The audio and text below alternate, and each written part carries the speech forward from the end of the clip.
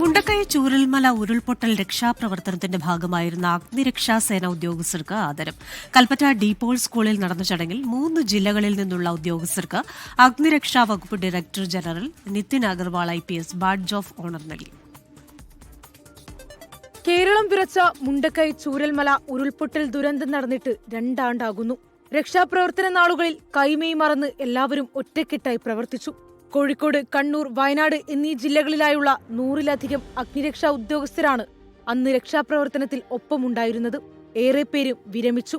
ആദരം സ്വീകരിക്കാനെത്തിയ 112 അഗ്നിരക്ഷാ സേനാംഗങ്ങൾ വകുപ്പ് ഡയറക്ടർ ജനറൽ നിതിൻ അഗർവാൾ IPSൽ നിന്നും ബാഡ്ജ് ഓഫ് ഓണർ വാങ്ങി.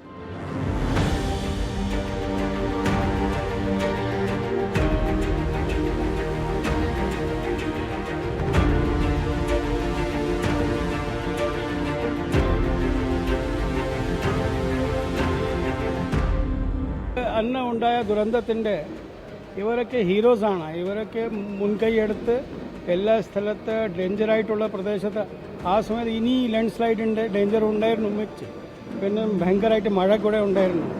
എന്നാലും ഇവരെ സ്വന്തം ജീവനത്തിനെ രക്ഷിക്കാതെ നാട്ടുകാരെ സഹായിക്കാൻ വേണ്ടി ചെന്നതാണ്.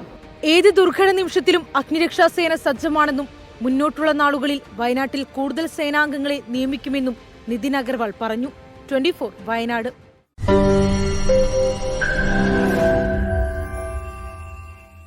ലോകത്തെവിടെയായാലും ഏത് സമയത്തും 24 വാർത്തകളും ഓഗ്മെന്റഡ് റിയാലിറ്റി പാക്കേജുകളും എക്സ്പ്ലെയിനറുകളും വിശദമായി കാണാൻ ഞങ്ങളുടെ YouTube ചാനൽ നിങ്ങൾക്ക് സബ്സ്ക്രൈബ് ചെയ്യാം.